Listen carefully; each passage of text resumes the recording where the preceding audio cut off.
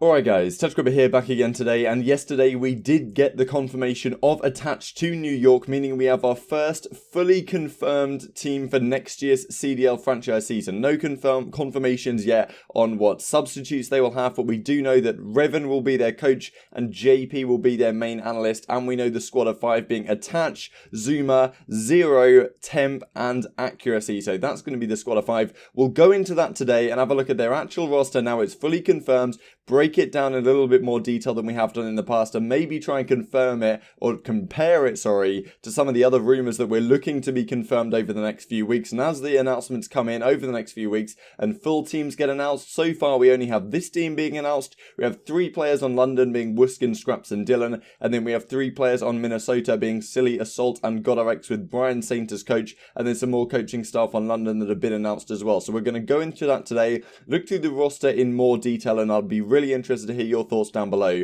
Before we get into that, of course, many other rumours and other things to talk about. So like if you guys enjoy the video, subscribe if you are new as always. Firstly, there is this Black Ops 2 tournament going on LAN this weekend. It may well be live when this video is going public, so I'll leave that links down below if you guys would like to check it out after you finish watching this video. That's what Clay says here. Headed up to Dallas today. Intel League, Kroenke, let's go. Actually, just for the Black Ops 2 throwback tournament, friggin' pranked, yeah. But Clay is linked to Dallas and is linked to that Envy team. Crimsix, Claystar, Illy, Shotzi, and Hook is meant to be the roster. So maybe it's like he's trying to like double bluff, triple bluff, quadruple bluff, whatever. So read into that what you will. Thanks for Robert, Bobber, whatever, for pointing that out to me. Moving onwards then, Atomic CoD has added me a load of stuff here related to Jet Li. Congrats to everyone on landing franchise spots. I'm also still interested. So not going so well for Jet Li. Similar situation that Mayhem says here. So he was on that Enigma 6 team towards the end of the season. Goonjar says Toronto is the best city to ever. Don't at me. Probably not too much to read into here, but maybe Goon. I don't know if he's going to have a chance to come back as a player this season, but maybe coaching staff, whatever. Maybe he could be related to Toronto. Thought I'd run that past you guys. Ricky Achura confirms that it's official. He's signed a contract somewhere. Of course, he was a pretty well-renowned coach this last season, so hopefully he's signed somewhere, can get something going. Also, the following here from Seattle, they said on the 26th of September, so a couple of days ago now, we understand it's a strange time. Trust us, we're about to give you 5 reasons to rep the city. So, of course, they're going to do their player announcement relatively soon. That's Karma's rumoured roster. We'll go into the full team in just a second here. Now, this is a really good comment I got from Lev on YouTube on yesterday's video talking about the rumoured Toronto roster. And this is something I didn't really consider, but the fact that Journey, Lucky, and Metals potentially being rumoured to this Toronto team are going to join Looney, and the fact that Looney is Mexican originally. He speaks obviously fantastic English and has clearly lived in the States for a long time, but I'm guessing he also speaks Spanish, right? So it would make sense if they're going to try and build like some sort of Spanish-speaking roster. It would be very interesting. Kleenex has also been rumoured here, so has Brack, so I'm not exactly sure how they're going to do it, but maybe there is some sort of cultural or some sort of connection there between Looney and these Spanish guys. That might be a route they're going down. That's something I hadn't considered before, so I thought that was interesting. Thanks to Could Be Worse on Reddit for pulling this together from Hook's father, who happens to follow Krim, Clay, Shotzi, Mutex, and Illy. So all of these are rumoured to be Hook's teammates next season on the Dallas team, apart from Mutex. Now, that's what's interesting about this, right? Because we're pretty sure this Dallas roster is going to be in place with Krim, Clay, Shotzi, Illy, and Hook. But why is Mutex here? Potentially because he's going to be a search and destroy substitute. That's an interesting thing to consider, of course, because this might just be completely random, because why would a team like this need S&D subs when you have Shotzi, Illy, and Hook? I don't exactly know what the play is going to be there, but of course Mutex is a guy who has shown interest in being a search and destroy substitute. If you guys aren't aware, this upcoming season you're going to have the option to have between 2 and 5 substitutes, which means you will be able to switch out players mid-series. That is the intention. I don't know whether it will be possible to just sub in a player map 2, take them back out for map 3 and 4, sub them back in for map 5. Maybe once you make a substitute, they have to stay in the team for the entire rest of the series. That's a possibility, which would mean maybe you would just save them for a map 5 or something like that. We don't know how it's going to work yet, right? But I thought that's something I'd run past you guys because he has shown interest in being an S&D sub. The fact that he's followed by Hook's father here maybe implies that that could be the case. Skies says, crazy how fast life can change. I'm blessed. Thanks to Shane for pointing out to me that it looks like this guy has signed a contract rumoured to be going to Florida that we'll look at in a second. And this is the current London COD team. So Scraps, Whiskey and Dylan, Swizz dominate Shane, Joe, and the OD is OG, being the general manager, I believe, or the chief gaming officer for London COD. So Toronto say the following: attention world. Interestingly, this is the same exact emoji the Journey used yesterday in his tweet, and I haven't seen this emoji used for quite a while here, so kind of says to me that maybe there's some sort of link there. There is an announcement of an announcement. Who's writing these tweets, man? But anyway, Toronto rumours coming soon, and this is a tweet we already went through. Tom Gravity says he's signed a contract somewhere as well. Of course, was the missing piece on that original FaZe Black roster last season that won the Open Championship at Fort Worth. That never really got anywhere on the in the pro scene. Of course, that team was like, had Simp on it, had Celium on it, I think Phantoms was on it as well, so he was the guy that never really quite got his positioning. And here we go then, let's go into the roster. I'll share this video right now that Attach shares with the entire community. A world champion at 18, won 2018 esports player of the year with that, I believe 1v3 when he ran through his own artillery barrage, that's right, on London docks against OpTic Gaming in the Stage 1 playoffs finals, and a 2019 All-Star when they did the All-Star game they did. So this is the video. My name is Dylan Attach Price, and I'm proud to announce that I'm joining the Andbox family. I chose to play in New York for the 2020 Call of Duty season because it's one of the greatest, if not the greatest cities in the world. The lineup we have on our team is stacked. A lot of my good friends and super talented players. The support staff around us, Coach Bobble and JP, are some of the best in the esports business. I cannot wait for all you guys to come on this journey with us as we try to win as many championships as we can for this city. Now, what I find really interesting about this tweet that I don't think a lot of people have picked up on, we're excited to have him round out our stacked lineup and bring a championship to New York. Now, we are right now very much in the dark about how next season is going to be run. A lot of people, including myself, think it's going to be much more of a league-based format, similar to the Overwatch League, where you kind of have an entire season with 4 different stages and you play league matches effectively for pretty much the entire season. There's no like championships that you would go to a different city and you would play for that weekend with group stages, the bracket play, and then go on to the grand finals, right, which we've had for Call of Duty for a long time. And that is really the lifeblood, right? Those open events, which not necessarily have to be open to be successful, but events like that where you know going into the weekend there's going to be a winner by Championship Sunday. That has been the lifeblood of Call of Duty, and that's what everyone watches, right? The league, in terms of viewership, does way, way worse than those actual weekend events where you know this weekend it's going to be in this city, all the best teams are there, it's all building up to that, right?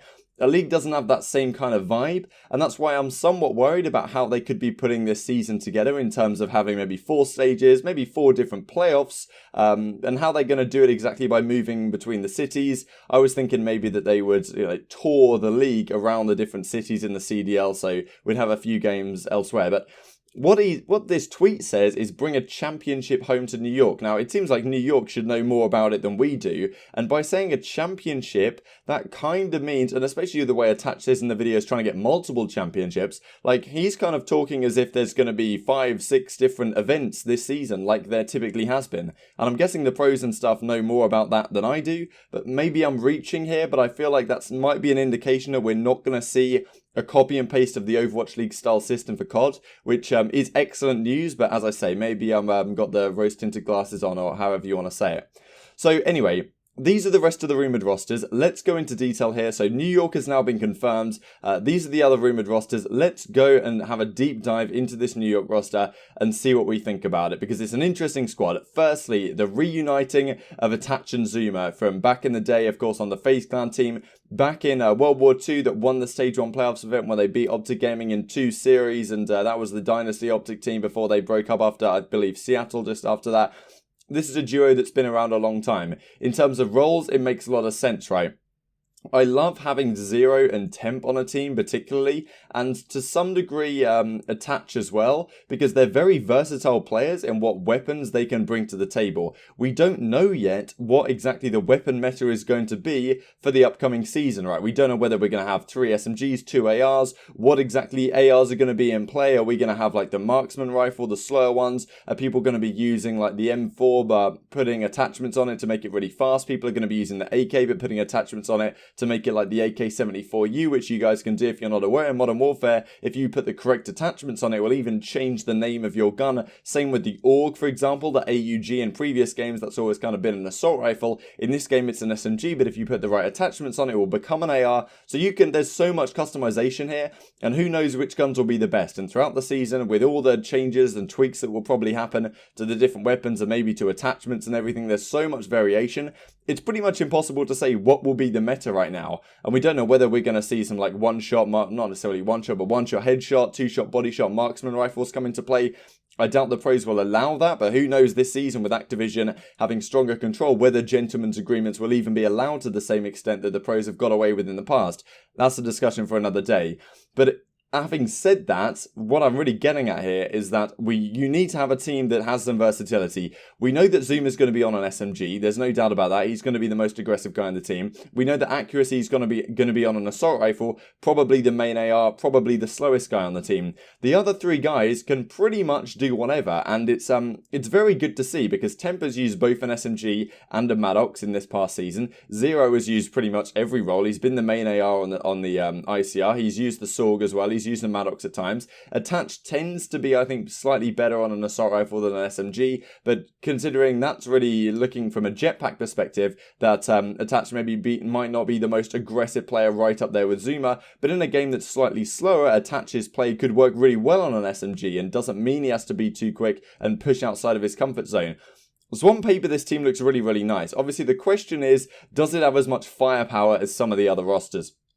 I do like, as I said though, the fact that depending on what the meta is, Zero, Temp and Attach can all switch things up. Attach maybe is a little bit more set in stone, and maybe Temp as well, slightly less than Zero, but he can use any gun whatsoever. So they're going to be sorted whatever the meta is, and Zero likes sniping. Attach, of course, is a good sniper as well, so that's some other things you have to think about in terms of search and destroy.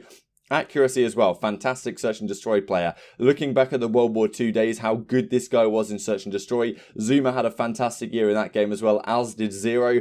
Attach wasn't quite as strong, but on FaZe they did have a really good event. And of course, Temp as well is an interesting type of player. Temp's probably the main guy to keep your eye on this team. I feel like you kind of know what you're going to get from Zuma, Zero and Attach. Accuracy is a little bit more up and down, but I'm expecting him to improve from his Black Ops 4 performances and going back more towards what he did in World War II. In World War II, he was far from a spectacular assault rifle. He didn't have the best KDs like the guys like Slasher and Dashy did, and Formal towards the end of the season, right? But he was a very solid assault rifle. He put up like 1.1s. Of course, he won 2 events at the start of the year. Was fantastic in S&D, which is a really key factor here, I think, for this team. Temp, I guess, is the big question mark, though, because he's not won an event yet in Call of Duty, despite all the trashy kind of talks, but he's been a great player. He's been right up there as one of the best players of the last, at least the Black Ops 4 season, was great in Advanced Warfare as well. Not quite as good in World War II, so we'll have to see exactly where he fits this season. I feel like this team should get along kind of well, but towards the end of the season, Temp on that Splyce team didn't seem like the vibes were in the best possible position.